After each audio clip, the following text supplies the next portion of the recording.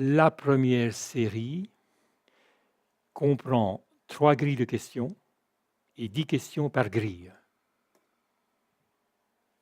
Vous disposez d'un certain temps pour répondre à chaque question. Vous disposez toujours de 4 propositions dont une seule est correcte. Faites votre choix. Notez-le, par exemple 1-1A ou 3-2C. Cela signifie que vous avez opté pour la grille 1, la première question et le choix grand A. Ou vous êtes concerné par la grille numéro 3, la question 2 et l'option C pour la réponse. Après chaque question, la réponse correcte est indiquée. Allons-y. La première grille est consacrée aux unités. Vous disposez de 5 secondes par question. Question numéro 1. Quelle unité pour le moment d'inertie? Top.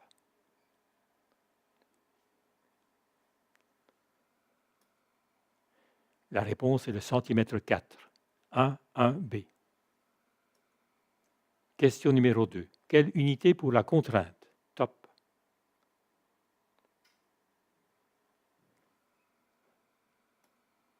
La réponse est le newton par millimètre carré. 2A. Question numéro 3. Quelle unité pour le moment? Top.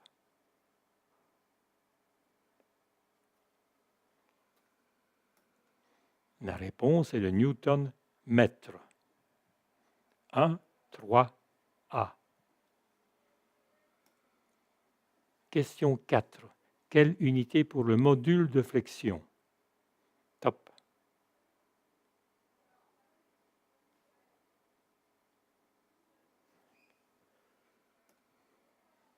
La réponse est le millimètre cube.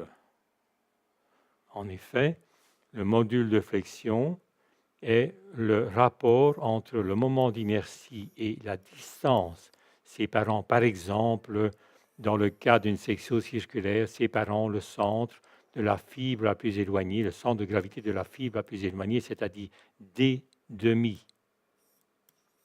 Et I est égal à une certaine valeur que nous verrons plus loin, mais il s'exprime en millimètre 4. La distance petit d demi s'exprime en millimètres. Nous avons donc des millimètres cubes. Question 5. Quelle unité pour la masse? Top.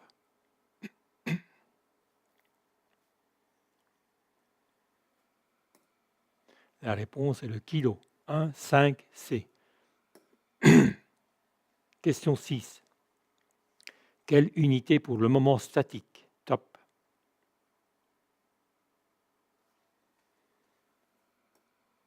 La réponse est le millimètre cube. 1,6B. Question numéro 7. Quelle unité pour le poids? Top.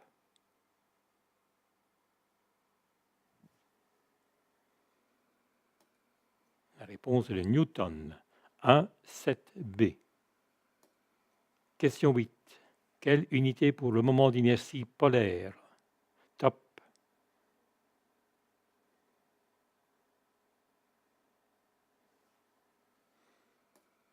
La réponse est le centimètre 4. 1,8D. Question 9. Quelle unité pour le module d'élasticité? Top.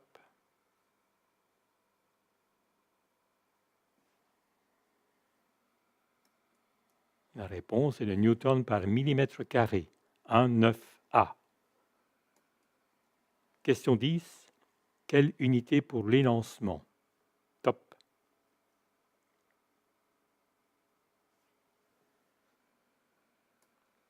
La réponse n'est pas de dimension, 1,10A. En effet, l'élancement est le rapport entre la longueur de flambage et le rayon de giration. La longueur de flambage s'exprime par exemple en millimètres et le rayon de giration également en millimètres. Nous avons donc un nombre sans dimension. Voici, sous forme de 2 tableaux, le résumé des bonnes réponses que vous avez dû donner à ces 10 questions. La réponse numéro 1, la réponse numéro 2, la réponse numéro 3, la réponse numéro 4, la réponse numéro 5.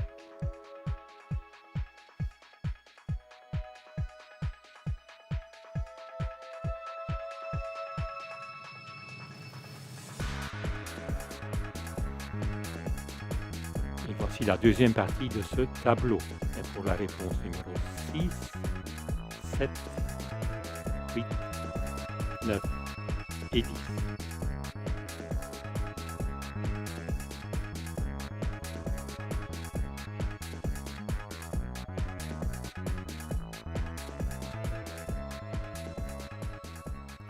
Faites votre total sur 10 points. Abordons la deuxième grille consacrée à la bonne formulation. Vous disposez de 15 secondes par question. Question 1. Quelle est la bonne formulation pour le rayon de giration? Top.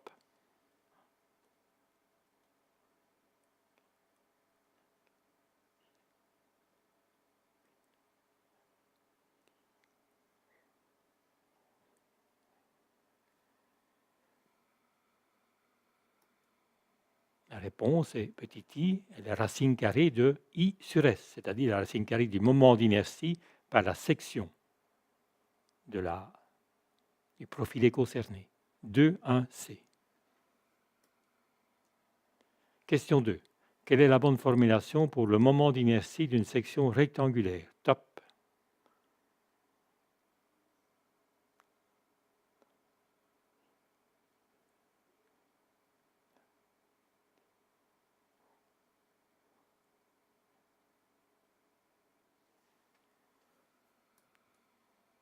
La réponse est BH cube sur 12, 2, 2D.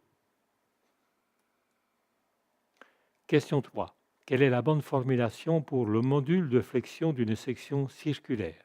Top.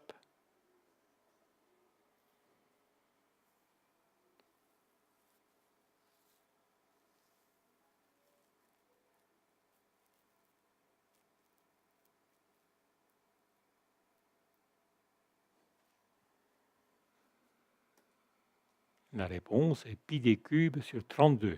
2, 3, C. En effet, si nous prenons une section circulaire, le module de flexion est le rapport entre le moment d'inertie et la distance petit d qui sépare le centre de gravité de la fibre la plus éloignée, c'est-à-dire dans notre cas d'.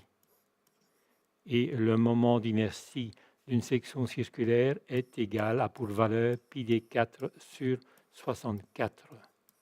Nous avons donc le 2 va au numérateur, 2 pi d4 sur le petit d vient en dénominateur sur 64d, c'est-à-dire que nous avons pi d cube sur 32. D et 64 divisé par 2.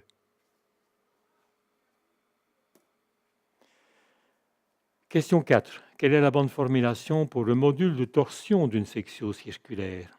Top.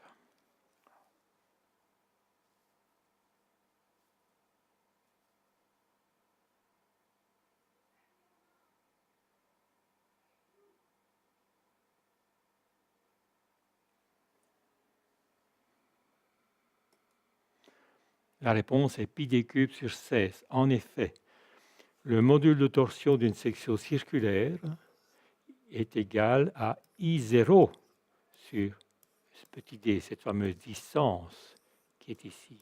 Mais I0, c'est le moment d'inertie polaire, c'est-à-dire une section circulaire, c'est-à-dire pi d4 sur 32 divisé par d'.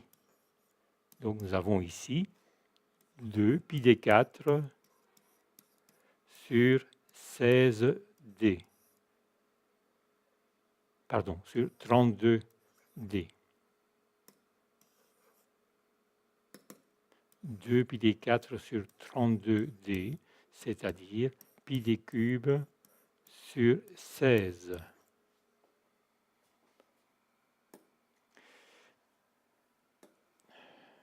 Question 5. Quelle est la bonne formulation pour le moment d'inertie polaire d'une section circulaire? Top.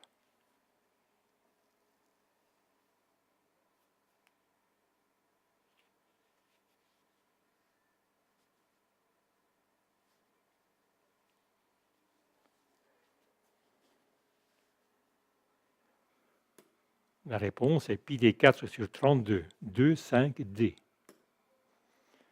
Question 6. Quelle est la bonne formulation pour la contrainte de torsion? Top.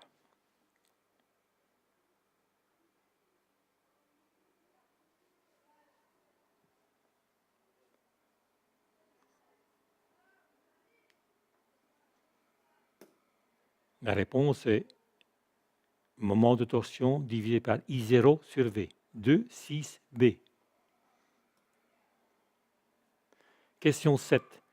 Quelle est la bonne formulation pour le module d'élasticité de l'acier de construction? Top.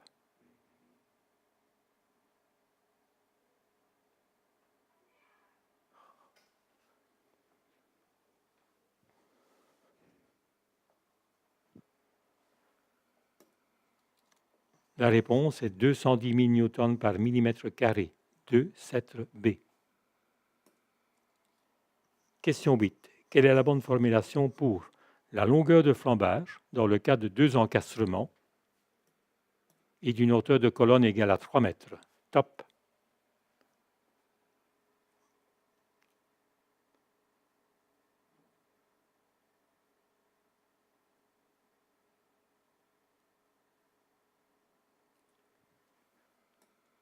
La réponse est 0,5 L, 2,8 B. En effet, la moitié de la longueur de la hauteur de la colonne.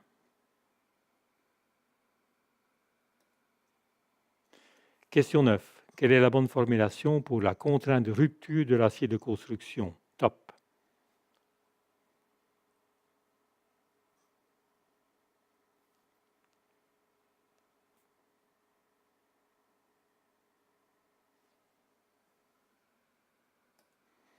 La réponse est 370 newtons par millimètre carré, 2, 9, C. Question 10. Quelle est la bonne formulation pour le module de Coulomb grand G de l'acier? Top.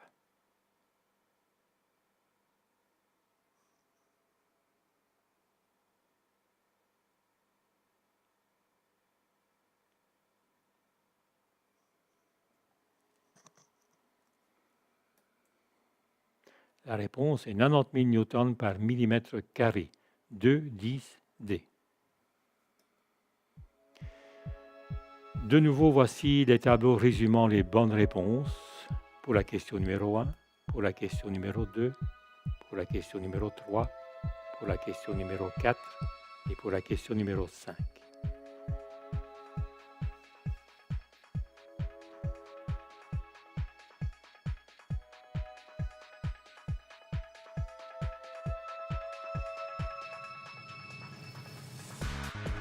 Voici la deuxième partie de ce tableau pour la question numéro 6, pour la question numéro 7, pour la question numéro 8, la 9 et la 10.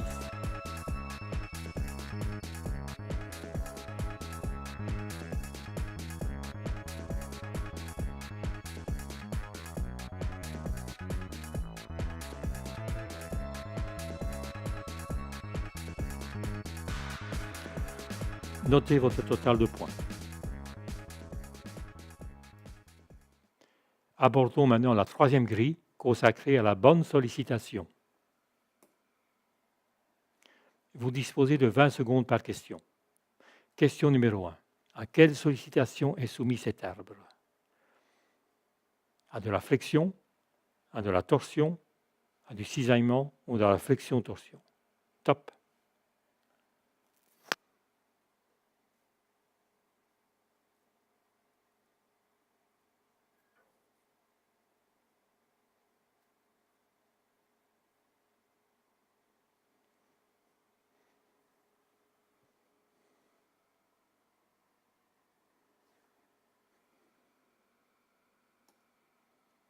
La réponse est la torsion, 3.1b. En effet, cet arbre est un arbre court, il n'est donc pas soumis à de la flexion, mais à de la torsion. Question 2. À quelle sollicitation est soumis ce profilé? À de la compression, du flambage, de la flexion-compression. Top.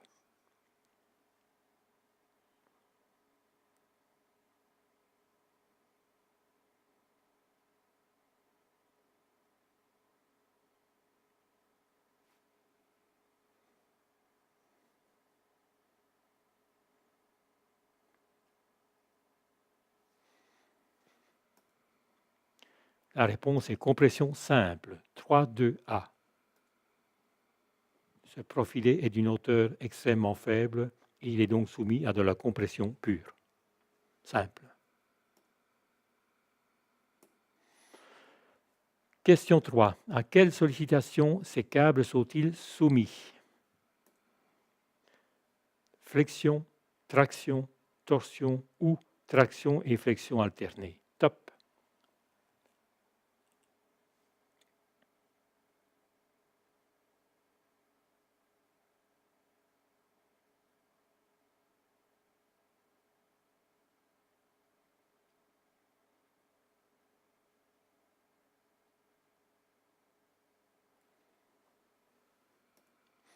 La réponse est traction et flexion alternée, 3,3D.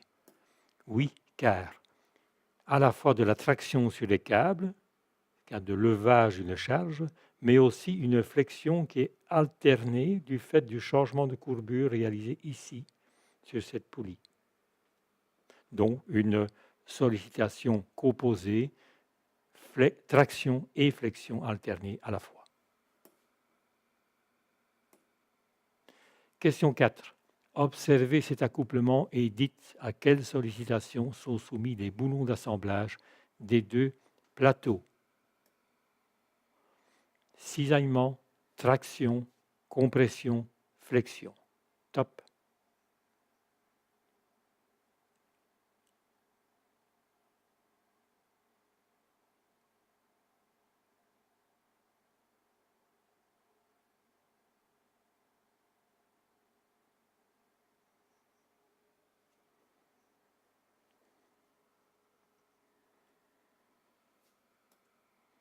La réponse est cisaillement, 3,4A. Oui, car lorsque les plateaux,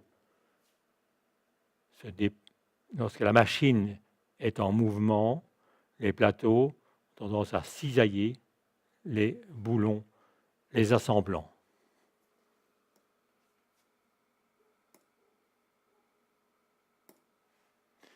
Question 5. Observez cette colonne de 6 mètres de haut sur laquelle s'exerce un effort centré de 60 000 newtons. À quelle sollicitation est soumise cette colonne? Flambage, compression, flexion, flexion-compression. Top.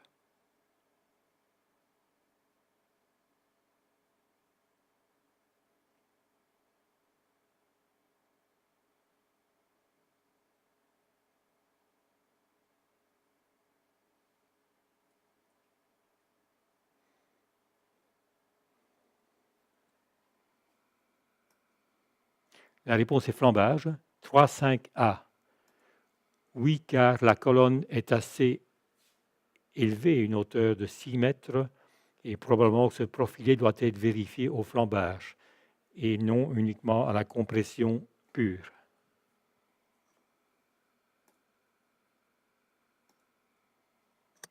Question 6. Observez cette poutre métallique posée sur deux appuis au milieu de cette poutre. S'exerce un effort ponctuel de 4 tonnes. À quel type d'effort sont soumis les appuis? Traction, cisaillement, flexion, compression. Top.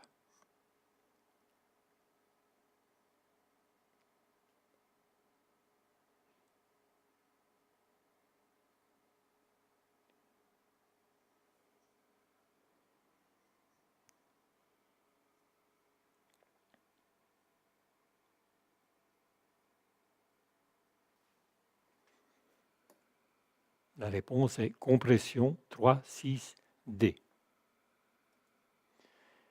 Question 7. Une poutre est accrochée en A et posée en B. Un effort de 3 tonnes est exercé obliquement au centre de celle-ci au point C. À quelle sollicitation est soumis le tronçon AC? Flexion-compression, flexion-traction, flexion ou traction. Top.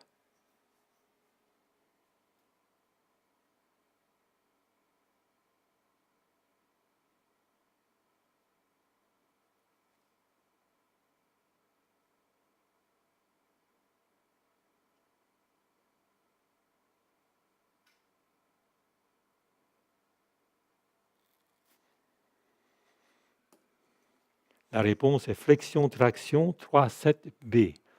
En effet, cette composante oblique est à décomposer en deux composantes, une horizontale et une verticale. L'horizontale provoque une traction dans le tronçon AC par le fait que la poutre est accrochée en A, mais également une flexion par sa composante verticale. Nous avons donc bien une sollicitation composée, flexion, traction dans le tronçon AC. Question 8. Quelle sollicitation est soumise la clavette fixant la poulie sur son arbre? Flexion, cisaillement, traction ou torsion. Top.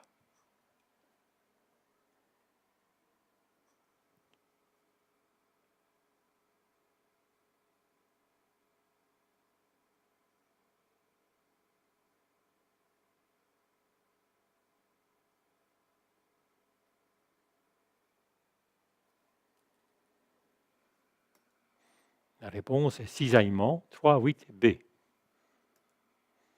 Question 9. À quelle sollicitation sont soumis les boulons de fixation de cette colonne? Il est entendu que cette colonne est en hauteur de 4 mètres et est soumise à l'action du vent. Traction cisaillement, flexion cisaillement, cisaillement ou traction flexion. Top.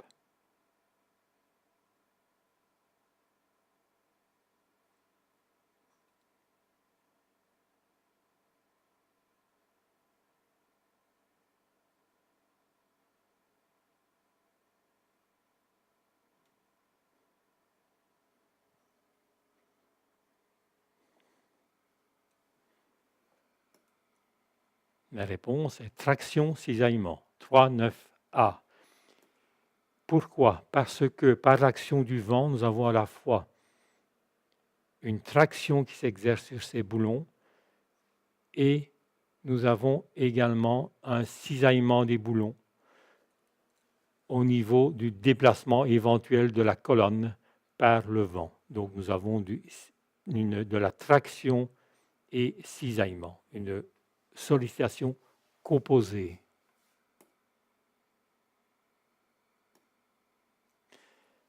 Question 10. Observez ce groupe motoréducteur entraînant une poulie d'adhérence pour le levage d'une charge de 2 tonnes. À quelle sollicitation est soumis l'arbre d'entraînement que vous voyez ici? À de la torsion-flexion, torsion, cisaillement ou flexion-cisaillement. Top.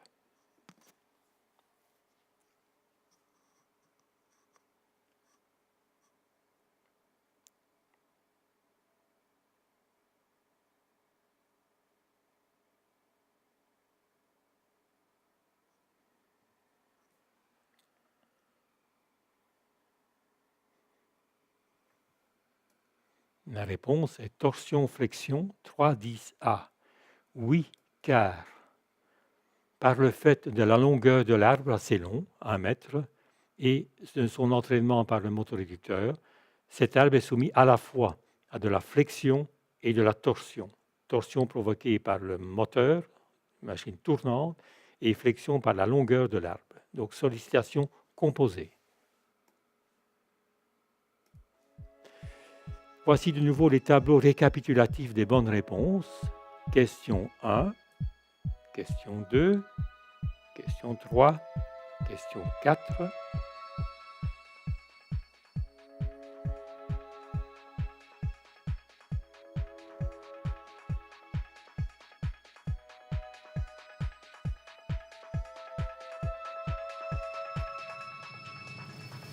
la suite de ces tableaux pour la question 5, 6, 7 et 8.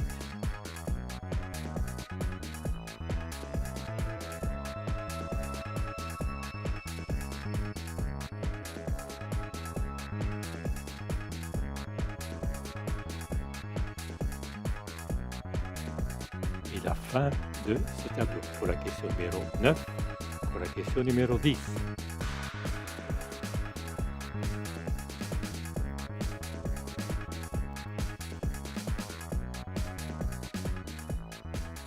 Faites le total de vos points sur 10.